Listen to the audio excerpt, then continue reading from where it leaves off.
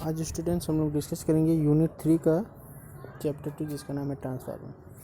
तो transformer basically दो types के होते हैं, एक होता है सिंगल फेज ट्रांसफार्मर, एक होता है 3 फेज ट्रांसफार्मर। तो सिलेबस के अनुसार जो ज़्यादा फोकस है वो हमारा सिंगल फेज ट्रांसफार्मर पे है और सिलेबस के लास्ट में एक हमारा है 3 फेज ट्रांसफार्मर का कनेक्शन।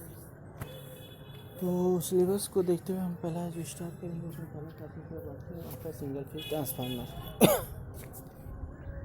तो सिंगल फेज ट्रांसफार्मर की वर्किंग को डिस्कस करने पहले हमने इसके सर्किट को या कनेक्शन डायग्राम को समझेंगे। तो ट्रांसफार्मर में हमें पता है कि ट्रांसफार्मर क्या होता है कि ट्रांसफार्मर में दो पार्ट होते हैं जो वाइंड होते हैं मैग्नेटिक कोर। तो पहले हम पहचानेंगे मैग्नेटिक कोर किसको कहते हैं। तो इस फिगर में देखेंगे कि जो रेक्टेंगुलर शेप का है बीच में उसी को हम लोग मैग्नेटिक कोर कहते हैं, यहाँ पे लिखा हुआ है। और उस शेप पे एक लेफ़्ट साइड में और एक राइट साइड में वाइंडिंग वाउंड है। तो जो लेफ़्ट साइड में वाइंडिंग वाउंड उसको हमने प्राइमरी वाइंडिंग लिखा है और जो राइट साइड में वाइंडिंग वाउंड है उसको हमने सेकेंडरी वाइंडिंग लिखा है।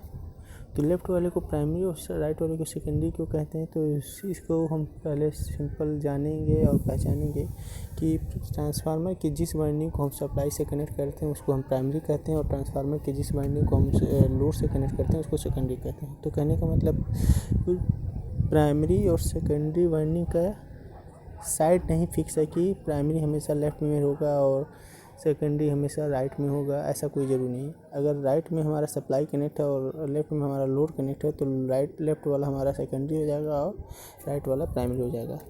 प्राइमरी और सेकेंडरी की पहचान हम लोड और सप्लाई से करेंगे। तो जिस वाइंडिंग की सप्लाई से कनेक्ट करेंगे उसको प्राइमरी वाइंडिंग कहेंगे और जिस वाइंडिंग को हम लोड से कनेक्ट करेंगे उसको सेकेंडरी वाइंडिंग कहेंगे। फिर आगे देखेंगे कि प्राइमरी वाइंडिंग के नंबर ऑफ टर्न्स को हमने N1 से डिनोट किया और सेकेंडरी वाइंडिंग के नंबर ऑफ टर्न्स को N2 से डिनोट किया है। अब जब प्राइमरी वाइंडिंग को हम लोग AC सप्लाई से कनेक्ट करें तो उसके थ्रू पास होने वाले करंट को IA से डिनोट किया गया और जब हम लोग सेकेंडरी वाइंडिंग को लोड से कनेक्ट कर रहे हैं तो लोड के थ्रू पास होने वाले करंट को या वाइंडिंग से होकर के पास होने वाले करंट को I2 से डिनोट किया गया है। फिर वहाँ पे हमारा प्राइमरी साइड में एक टर्म लिखा है E1 और सेकेंडरी साइड में एक टर्म लिखा है E2। तो E1 को हम लोग सेल्फ इंड्यूस EMF कहते हैं और E2 को कहते हैं म्यूचुअल इंड्यूस EMF। तो self induce EMF self induction process से इंड्यूस होने वाला EMF है। म्यूचुअल इंडक्शन प्रोसेस से इंड्यूस होने वाले EMF को म्यूचुअल इंड्यूस EMF।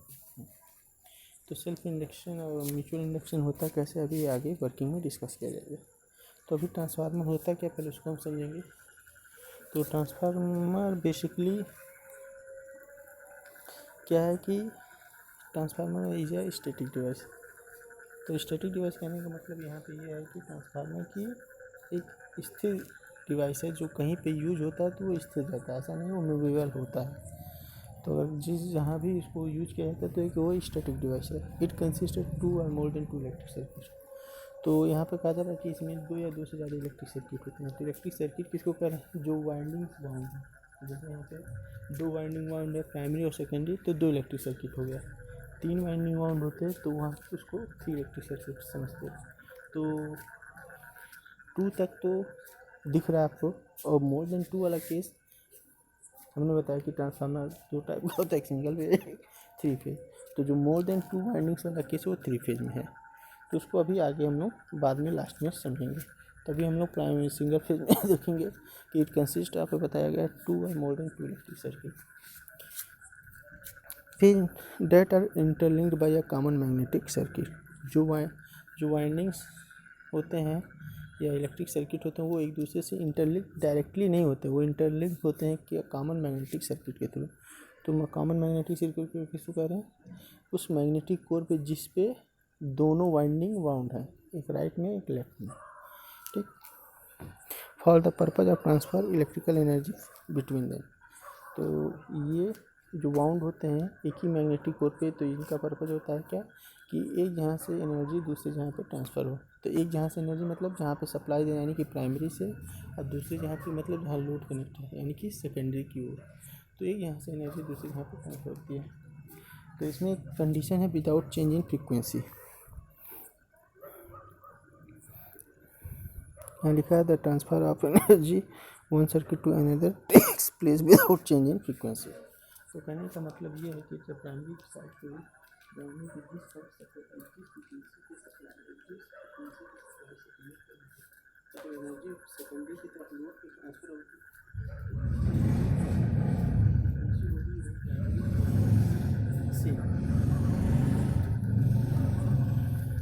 नेक्स्ट हमारा है it work on mutual induction process. हमने शुरू में बताया कि ट्रांसफार्मर हमेशा जो वर्क करता है वो म्यूचुअल इंडक्शन प्रोसेस पे वर्क करता है।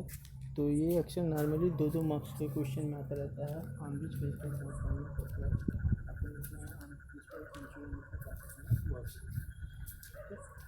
तो ये बेसिक लाइन है। अब हम इसके वर्किंग के बारे में डिस्कस करेंगे। तो यहाँ पे लिखा हुआ है क्या, कंसीडर 2 कॉइल्स वाउंड। तो वाउंड में बाउंड नहीं वाउंड है, WOUND है। यहाँ पे गलत लिखा है, उसको सही समझेंगे आप लोग। Consider 2 coils wound on a simple magnetic circuit. तो मैग्नेटिक सर्किट किसको कहा जा रहा है, मैग्नेटिक कोर को, जिसको आपको फिगर में दिखाया गया है। As shown in figure these 2 coils are insulated from each other, there is no electrical connection between them। तो ये दोनों जो कॉइल होते हैं वो एक दूसरे से इंसुलेट, मतलब इन दोनों के बीच में कोई डायरेक्ट कनेक्शन नहीं होता। डायरेक्ट कनेक्शन मतलब एक प्राइमरी साइड की कॉइल को सेकेंडरी साइड की कॉइल से कोई किसी वायर के थ्रू एक दूसरे से ये कनेक्ट नहीं होते हैं, ये बस इंटरलिंक्ड होते हैं कॉमन मैग्नेट, मतलब ये एक दूसरे से कनेक्ट हैं, इलेक्ट्रिकली नहीं बट मैग्नेटिकली कनेक्ट है कॉमन मैग्नेटिक सर्किट के थ्रू। अब आगे डिस्कस करेंगे वेयर N1 एंड N2। तो यहाँ पे N1 क्या है, N2 क्या है, तो हमने अभी शुरू में बताया। ये N1 क्या है, नंबर ऑफ टर्न्स है प्राइमरी साइड के कॉइल्स के, और N2 क्या है, नंबर ऑफ टर्न्स है सेकेंडरी साइड के कॉइल के। अब इसके वर्किंग पे आगे बढ़ेंगे। यहाँ पे हम लोग समझेंगे क्या, जब प्राइमरी साइड के वाइंडिंग को हम लोग सिंगल फेज AC सप्लाई से कनेक्ट करते हैं, तो उस सिंगल फेज AC सप्लाई से क्या होता है, एक single phase AC current primary winding के कॉइल से पास हो जाते हैं। उस सिंगल फेज AC करंट को हम लोग किया गया IC से, तो जब ये सिंगल फेज का AC करंट आपको प्राइमरी साइड की कॉइल से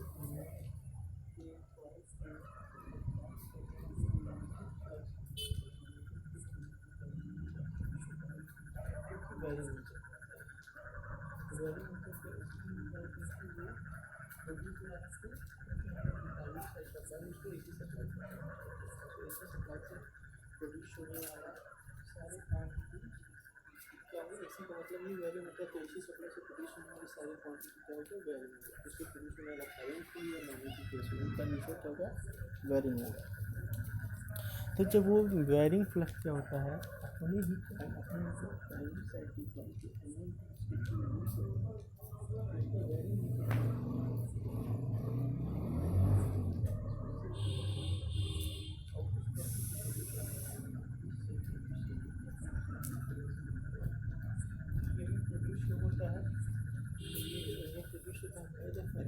Faraday law due to change in magnetic flux with respect to coil there is an EMF is induced, that is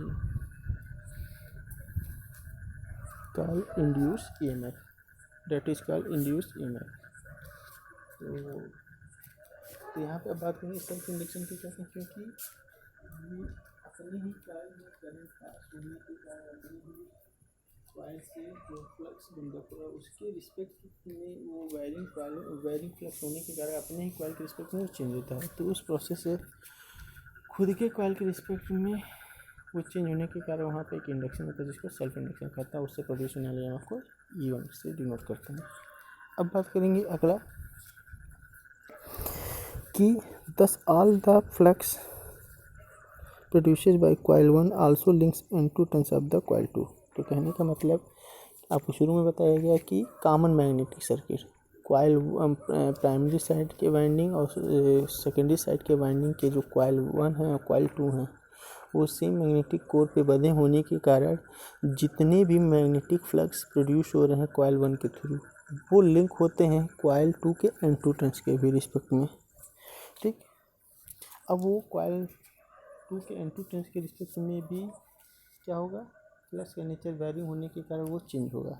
फिर अब फ्लक्स तो दूसरे से प्रोड्यूस हुआ है, मतलब प्राइमरी से प्रोड्यूस हुआ है, लेकिन इंडक्शन प्रोसेस क्या हो रहा है, सेकेंडरी कर रही है, मतलब फ्लक्स मैंने बताया प्रोड्यूस हुआ है प्राइमरी कॉइल के थ्रू, लेकिन एम्पलीफायर्स के रिस्पेक्ट में क्या हो रहा है, वो चेंज हो रहा है। तो चेंज हो रहा है यानी कि प्रोसेस फ्लक्स उसके कारण प्रोड्यूस हो रहा है, लेकिन इंडक्शन प्रोसेस सेकेंडरी साइड में हो रहा है। तो इसी प्रोसेस को कहते हैं म्यूचुअल इंडक्शन प्रोसेस। तो इस प्रोसेस से प्रोड्यूस होने वाले ईएमएफ को क्या कहते हैं, म्यूचुअल इंड्यूस ईएमएफ, जिसको हम लोग E2 से डिनोट करते हैं। फिर आगे की लाइनों में देखेंगे, if a coil 2 is connected to a load then an alternating current flow through it.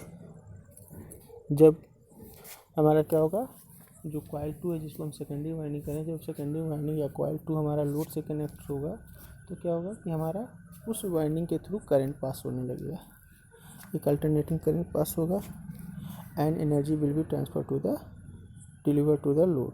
और इस तरीके से एनर्जी क्या होगा, लोड तक डिलीवर्ड हो जाएगा। कौन सी एनर्जी, वो एनर्जी जो प्राइमरी पे दिया जा रहा था वो ट्रांसफ़र हो गया सेकेंडरी के लोड पे। तो प्राइमरी पे एनर्जी कहाँ से दिया जा रहा है, एसी सप्लाई के थ्रू, बाहर से सप्लाई के थ्रू। अब हम आगे देखेंगे, thus electrical energy is transferred from primary coil secondary coil by a common magnetic circuit. इस तरीके से क्या होता है कि हमारा इलेक्ट्रिकल एनर्जी ट्रांसफ़र होता है प्राइमरी कॉइल से सेकेंडरी कॉइल के थ्रू तक by a common magnetic circuit के द्वारा। Thank you very much. Next हम डिस्कस करेंगे आपको प्रॉपर्टीज ऑफ, नेक्स्ट वीडियो में properties of ideal transfer. Thank you very much.